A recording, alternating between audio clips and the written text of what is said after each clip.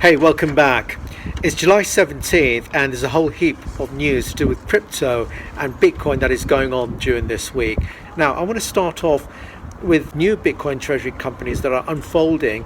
They are making a lot of series of new announcements. There's now a new Bitcoin treasury firm backed by Adam Black, who is from Blockstream, is going public now with 30,000 Bitcoins and a whopping $1.5 billion in buying power.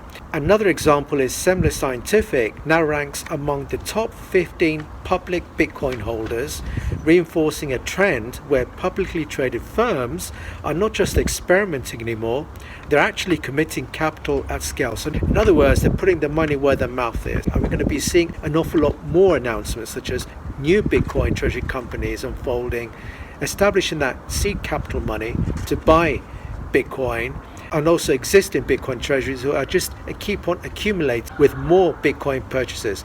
Now, all of these news announcements around Bitcoin treasuries coming out left, right and center, this ultimately signals there is a formalized institutional rotation now that is happening into Bitcoin as that long-term treasury reserve. And this can only mean one good thing for us Bitcoin hodlers, that the supply shock is slowly but surely becoming more felt and more shocked as there is rising demand for Bitcoin purchases, whether it's on the hands of these institutional Bitcoin treasury companies or development companies, or even those retail investors such as you and I, which could ultimately only mean one thing, that the Bitcoin price will have to go up as there is that more demand coming into the asset class. So we need to continue to watch this space. Now, continue on this trend of the Bitcoin bullish sentiment that we are seeing in the marketplace. Anthony Pompliano outlines key macro and on-chain drivers behind Bitcoin's current rally, including reduced supply and rising long-term conviction. Another sentiment made by Bitwise CIO projects Bitcoin at $200,000 by year-end, citing ETF inflows and tightening supply. On-chain data shows an increase in large Bitcoin wallet holdings, suggesting accumulation by whales and institutional buyers, not retail euphoria. Now, I have actually made a prediction similar to what this Bitwise CIO has just made around the $200,000 new Bitcoin price as we're nearing towards year end. I have made that prediction because even though I'm rather hesitant to give any monetary values or predictions, it just seems a natural progression. We've just gone beyond 100k and July 17th is hovering and testing that $120,000 resistance level. As soon as it reaches that, and it will happen I suspect by the end of this week, there's going to be that gold rush moment to reach that $200,000 by the year end. So I wouldn't see this prediction as far-fetched at all. In fact, it's becoming more a reality as there is going to be that increased momentum, as I said before, more demand, more capital inflows into the Bitcoin asset class.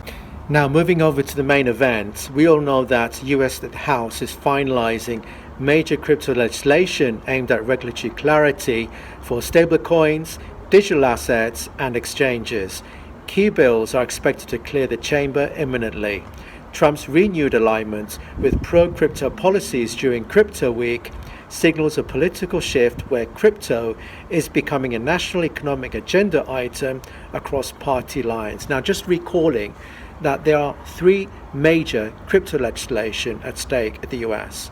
We got the Genius Act, which is expected to pass through the House of Representatives during this week, governing the use of stablecoins. Now, this is a rather important piece, particularly for the US government, because what better way to strengthen the US dollar by legitimizing stablecoins? Because ultimately, the main purpose of stablecoins is that they are backed by a fiat currency, in this case, the US dollar. So by incorporating and legitimizing the use of stablecoins by private issuing firms like Tether and Circle, can only be good news for the US government in order to help the US dollar strengthen, which is the ultimate political objective around this Genius Act.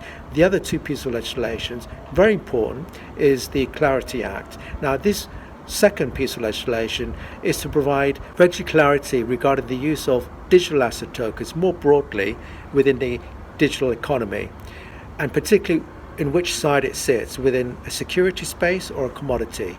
If you tap into a few of my videos, it provides that explanation what I mean by a digital security or a digital commodity. But that's what this Clarity Act pretends to uncover and legitimize. And lastly, there is this anti-CBDC, this anti-central bank digital currency, which the pro-crypto Trump administration team wants to prevent from happening. It wants to actually seal the death of the creation of this dreaded CBDC currency by the Fed in the United States. So all these three pieces of legislation, crypto legislation, is very important, and I'm very confident that each of these three will get passed ultimately, because if they don't do that, which is the ultimate pledge by Trump during the electoral campaign, the presidential campaign, if you remember, if he fails to achieve that, then there'll be other countries taking over the US leadership and becoming that crypto capital of the world. So this has to be a win-win, without excuse, non-negotiable by Trump. So there's a heated pressure on him to make this happen. So once we achieve that, there is so much bullish sentiment. It can only bring great news for us digital asset holders. So we need to continue to watch this space and just allocate what you're comfortable with in investing in digital assets. So my advice, as always, remains the same. Invest wisely and invest in Bitcoin. Until next time.